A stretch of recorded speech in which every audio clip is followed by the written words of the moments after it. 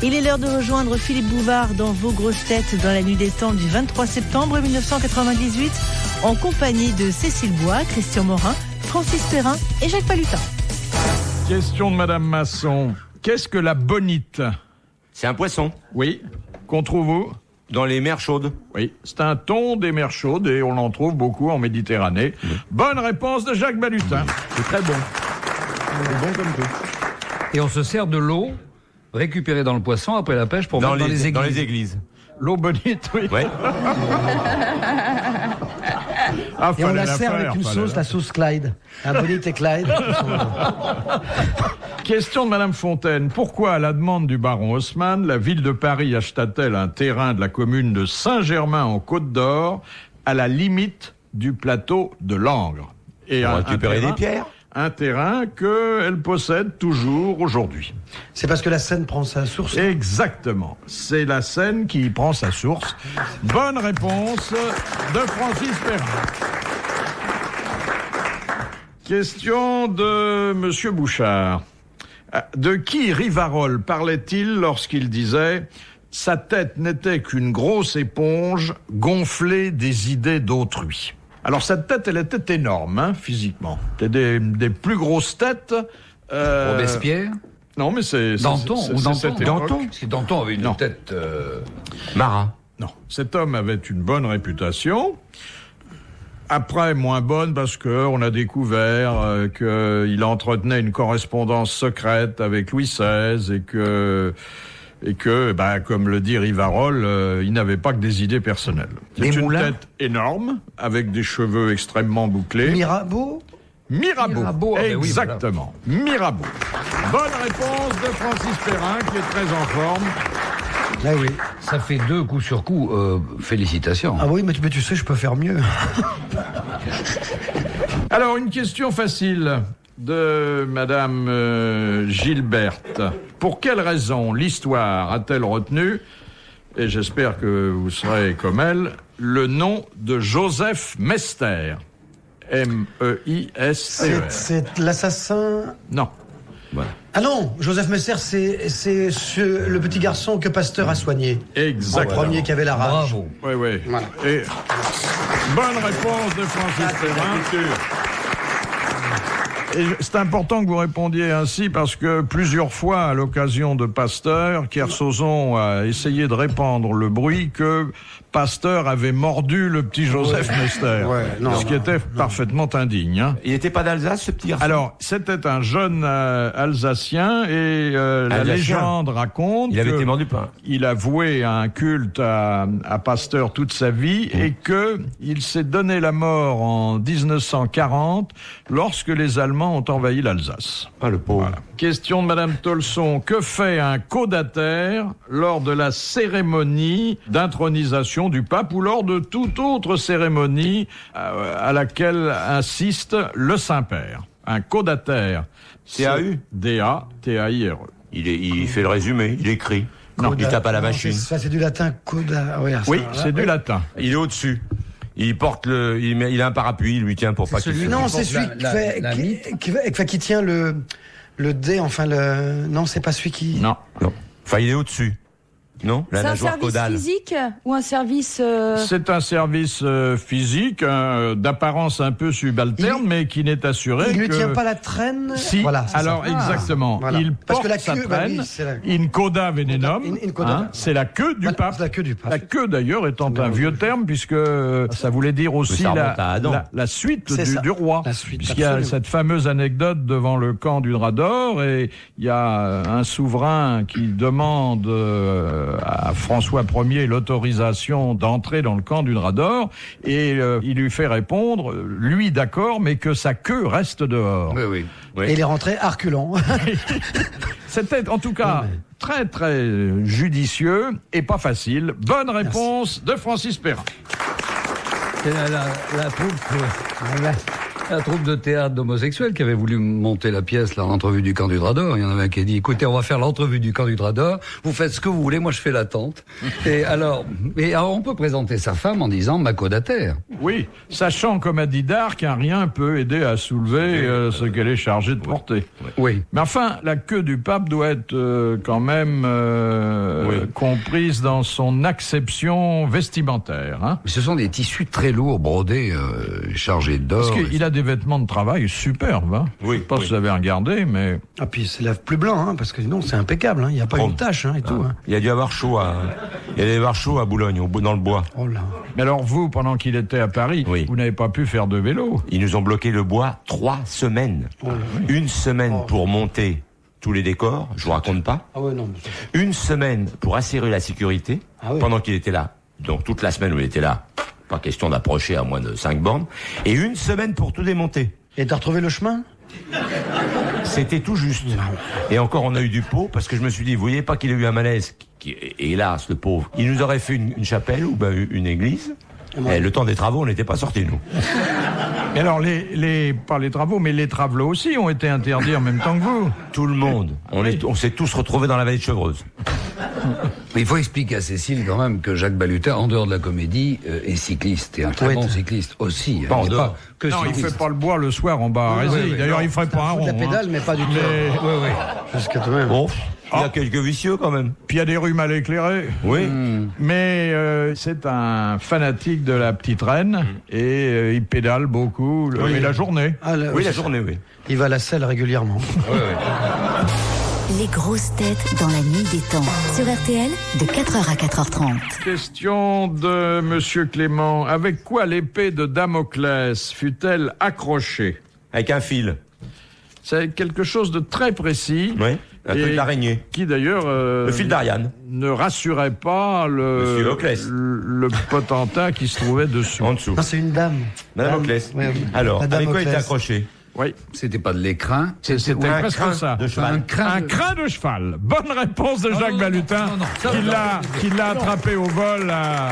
Mais non, Christian Morin. Ça me fait plaisir, je ne savais pas quoi t'offrir en ce début d'année. Non, garde-le. Tu m'as offert déjà une bouteille de Bordeaux magnifique. Oh là! Ah oui, mais attendez, il y a un an qu'il me la promet. C'est un Christian, quelle année? J'en profite pour te remercier aussi. Mais justement... Vous vous rappelez que l'année dernière, déjà pendant toute l'année, Christian devait me ramener ça de Bordeaux. Alors donc, l'épée de Damoclès était accrochée à un crin de cheval. Et c'est pas très solide. Hein, un crin de cheval? C'est solide. Attendez, pourquoi vous croyez que les gardes républicains, ils ont une parure en crin de cheval sur la tête? À votre avis? Bonne question pour Philippe Bouvard. Ça craint, hein. Ça craint. Pourquoi? Parce que les coups de sabre glissaient sur la queue, et ça évitait de se faire couper le cou par derrière quand on n'avait pas vu le mec derrière qui chevauchait derrière, et pam! Oui, mais là, l'épée de Damoclès, elle était sous le crin.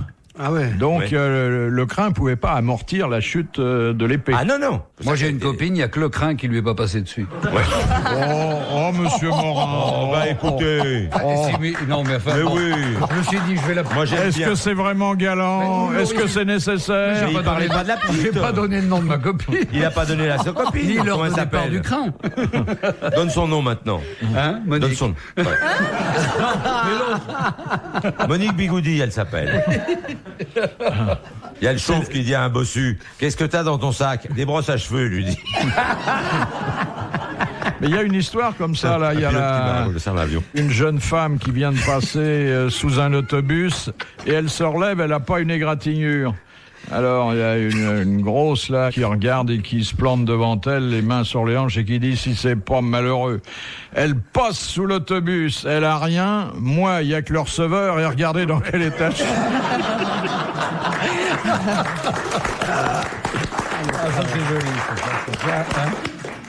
Il fallait que je l'accroche à la vôtre, hein.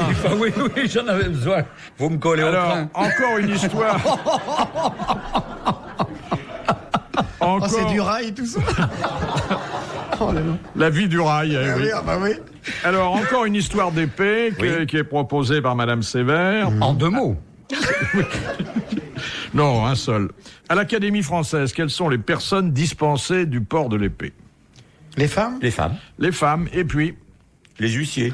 Non, mais attendez, qui ont droit au titre et au rang d'académicien. Ah, Les vieux. Ceux qui ont des courbatures. Ceux qui ont une canne dans chaque main. Parce qu'ils peuvent pas dégainer et puis ils vont se prendre les pieds dedans.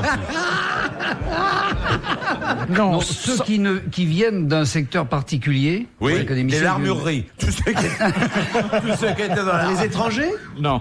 Bon, je sais pas moi, ceux qui viennent d'être élus dans l'année. Non. Les religieux. Les religieux n'ont pas le droit au port de l'épée. Non, c'est pas qu'ils n'ont pas le droit, ils en sont dispensés parce que ce sont des pacifiques par définition. Et le Père Carré et Monseigneur Lustiger, qui sont les deux représentants actuels de l'Église sous la coupole, n'ont pas d'épée. Bonne réponse de Christian Morin. Ils ont quoi alors à la place? À propos des femmes de l'Académie dont on parlait tout à l'heure, c'est Jean d'Ormesson qui m'avait raconté cette histoire, vous la connaissez sûrement, c'est une histoire vraie d'ailleurs. Au moment où Marguerite Yourcenar a été nommée à l'Académie française, avant il y avait des toilettes où il y avait marqué « homme ». Alors Jean d'Ormesson me dit « c'était amusant, parce que, virez-vous, lorsque nous arrivions, vous avez des toilettes marquées « homme », et depuis que Marguerite Yourcenar est arrivée, il y a des toilettes marquées « homme », et l'autre, il y a Marguerite Yourcenar. Ok, c'est tout. Attendez, moi je l'ai entendu raconter un peu différemment. Il disait maintenant il y a 3 portes. Il y a homme, femme et Marguerite Yourcenar, parce qu'elle ne ressemblait ni à l'un ni à l'autre. Question de Monsieur Scran. Quel orifice le chameau peut-il fermer? Cécile. Oui. Le chameau peut-il fermer et pas l'homme? Son nez. Oui, c'est narine, exactement. Bonne réponse de Jacques Balutin. C'est curieux que vous connaissiez ça, parce que vous n'avez pas eu de traversée du désert. J'ai accompagné des gens dans le désert quand j'étais en Algérie et j'ai fréquenté ce type de bestiole, que c'est une vraie saloperie. Ça crache à 3-4 mètres et ils ont cette faculté, quand le vent de sable se lève, ils ferment toutes les issues. C'est un sous-marin. Ils n'ont rien à secouer, tout est fermé. Donc les narines, ça se ferme. Mais comment ils respirent? Par le... Ah, des dents. Moi, j'ai essayé, c'est très dur. Hein. Très dur. Vous savez que ça a ça des va dents. Pour expirer, mais pour inspirer... Ils font du yoga. Et ce que vous savez, ils ont des dents. Vous voyez les noyaux de dattes. Essayez de casser un noyau de date avec un marteau. Et faites gaffe à vos doigts parce que ça part dans tous les sens en plus. C'est très dur. Ils broient ça comme si c'était des biscottes. Alors quand ça vous mord, je vous raconte pas. Et pour monter dessus, c'est dur? C'est pas dur pour monter, mais vous descendez vite. Oui, mais quand on y reste, ça pose un problème, parce que vous savez, il y a le mal de mer mal de chameau que l'on peut attraper sur les chameaux. Ouais. Et il y a un type un jour qui était en train de traverser le désert comme ça sur un chameau, et alors à force de se dandiner comme ça par le mouvement entraîné par le chameau, ça lui a donné quelques pensées un peu qui ont entraîné une certaine exubérance de sa personne. Alors il est descendu, puis il y avait personne d'autre que le chameau.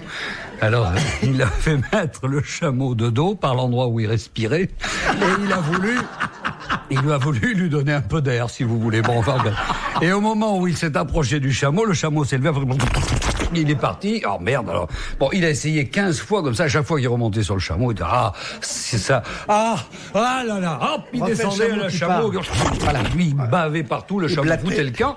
Et il voit 3 palmiers et une Rolls. Et à côté de la Rolls, il y a une fille qui est délicieuse, Cécile Bois.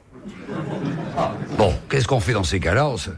La jeune femme lui dit, écoutez monsieur, je suis très riche. Si vous pouvez trouver la panne de ma voiture, je fais ce que vous voulez. Tu lui dis, c'est pas possible. Écoutez, alors ça... Et il commence à tripoter la bagnole, et il répare la voiture, la Rolls redémarre, il lui dit, monsieur, je suis à votre disposition. Il lui dit, est-ce que ça ne vous ennuierait pas trop de me tenir le chameau?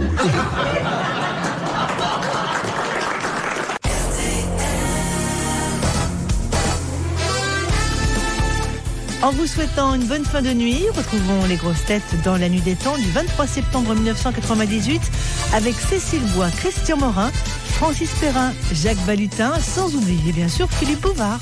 Alors, puisque vous paraissez vous intéresser à l'histoire... Oui, beaucoup. Beaucoup. Question de Monsieur Buisseret. Après le coup d'État du 18 Brumaire, Napoléon est nommé premier consul. Oui, je suis entièrement d'accord. Qui est le deuxième consul? Je sais pas, il y en a 3 alors. Non, attendez, il y a eu 2 consulats différents. Hein. Ouais. Et de toute façon, les autres, ils n'ont pas joué un grand rôle. Alors celui-là, quand même, il a été, au moment de la création de l'Empire, il s'est retrouvé à la présidence du Conseil d'État. Barras ? Non. Non, c'est pas Barras. Et c'est celui auquel on a présenté le roi de Rome le jour de sa naissance, pour qu'il authentifie bien son sexe. Ce qu'il a d'ailleurs fait en toute connaissance de cause, puisque c'était un grand homosexuel. Écoutez, voilà un haut dignitaire du consulat d'abord, de l'Empire ensuite, en Napoléon a toute confiance. Il a une avenue. Il a une rue. Une rue. Oui. Dites-moi le quartier comme ça. Non, on va pas jouer à ce petit jeu. Voici d'Angleterre. Non. Voici d'Anglas, Concorde, vous voyez. Je veux dire, vous me donnez un peu. C'est un peu dans ce quartier-là, mais bon. Il a une rue parisienne, oui, que je sais pas où elle est d'ailleurs, tiens. Vous voulez un plan? Comme dirait Jacques Balutin. Ah oui, ça aide quand même. Bon, alors attendez. Ça commence par un C. Ah, Cambacérès. Cambacérès. Eh ben, c'est alors là, chapeau. Hein. Bonne réponse de Francis Perrin. Là, tu m'as tiré une épine du pied. À propos de rue, j'allais dire rue du Commerce. C'est bien. C'est bien, là, vous faites un... C'est fort, hein. Mais en histoire, ça revient. Formidable. Question de Monsieur Sénac. Comment s'appelait le pharmacien qui, au XVIIIe siècle, inventa une lampe à huile où le réservoir était plus haut que la mèche? Pigeon. Non, mais c'est devenu aussi un nom commun. Berger. Non. Lampe à huile, hein. Aladdin. Le Sieur. Arachide. Il y a eu énormément de ces petites lampes utilisées au XIXe siècle et au XXe. Il y en pour avait les mineurs, non? Dans les mines. Non, mais dans les habitations. Et on les appelait, mais c'était vraiment une lumière faiblarde, incertaine. Hein. On les appelait, du nom donc de leur inventeur, ça commence par un Q. Vous nous avez bien éclairé, mais là... Des Q-E. Non, Q-U-A. Des K. Des canards. Des qui? Des co. Des coups. Des coups. Des coups. Les coups. Ça fait mal. Et c'est devenu également un mot d'argot qui signifie les yeux. Des quinquets. Les quinquets. Bonne réponse. Il ne connaît pas bien l'histoire, mais admirablement l'argot de Jacques Balutin. Le pharmacien s'appelait Monsieur Quinquet. Monsieur Quinquet. Voilà. Quand on dit ouvre tes quinquets. Ah oui, mais voilà. Des mots d'argot, ça va. Question de Monsieur Gragnon. Qui fabrique l'endomorphine? Nous, Oui. quand on fait du sport. Et pas seulement du sport, hein. Tout le temps. On peut faire plein de choses, hein. Quand on fait un effort, non? Alors, un effort ou l'endomorphine. Et elle est fabriquée par quelle partie du corps? Par le cerveau, je crois. Par le cerveau, très bien. À quel moment le cerveau accélère-t-il sa production d'endomorphine? Quand il est excité. Oui, mais dans un cas qui montre que, et on le savait en vous regardant, la nature est très bien faite. Quand on a un rapport sexuel? Alors, à l'occasion d'un rapport sexuel, oui. Ou d'un effort. Qui relève du sport, parfois. Mais en une autre occasion, et ça c'est encore plus précieux de savoir que Quand on dort. Non, qu'on peut fabriquer de l'endomorphine. Quand on se met en colère? Non. Quand on lit? Il y a un travail de réflexion pour le travail du cerveau. Je vous demande de considérer le mot endomorphine, mais pas uniquement dans sa totalité. Endo. Non, morphine. Quand on est malade. Alors voilà, quand on est malade, quand on souffre, oui, on fabrique. Il y a une production d'endomorphine qui est libérée pour soulager la douleur. Bonne réponse de Jacques Balutin. Encore une question de zoologie de Monsieur Victor. Quel est l'animal qui se propulse dans l'eau en refermant ses valves? C'est le seul. La sèche. Non. La grenouille? Le poulpe. Non. Le dauphin, non? La coquille Saint-Jacques. La coquille Saint-Jacques, qui l'a dit. Voilà. Bonne réponse de Jacques. Avec très gai à voir. Ah ouais, c'est formidable. C'est marrant à voir. Moi, j'ai vu ça. Ouais. Il y a toujours un peu d'ail, de persil qui suit un petit peu. C'est vraiment... Avec légèrement revenu à la poêle. Juste grillé. Oui, ah ben oui. Au grill. Oh, que c'est bon. Avec la coquille ou sans, là, tu veux? Sans la coquille, mais avec un petit blanc. Dernière citation de Madame Marcy qui a dit « Jamais aucune femme n'a giflé autant de reines et de rois que moi ». c'est elle qui l'a fait alors. Oui. Jamais aucune femme n'a giflé autant de reines. Ça doit être une nourrice. Non. Non. Une sage-femme.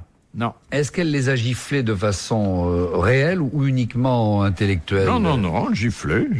C'était une forte femme. C'était pas une préceptrice ou non. Elle était française, cette dame? Au départ, c'était la mère de Napoléon. Alors.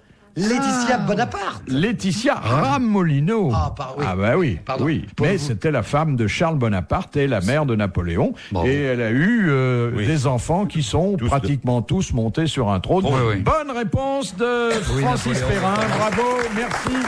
À la prochaine. Retrouvez les grosses têtes dans la nuit des temps à tout moment sur RTL.fr.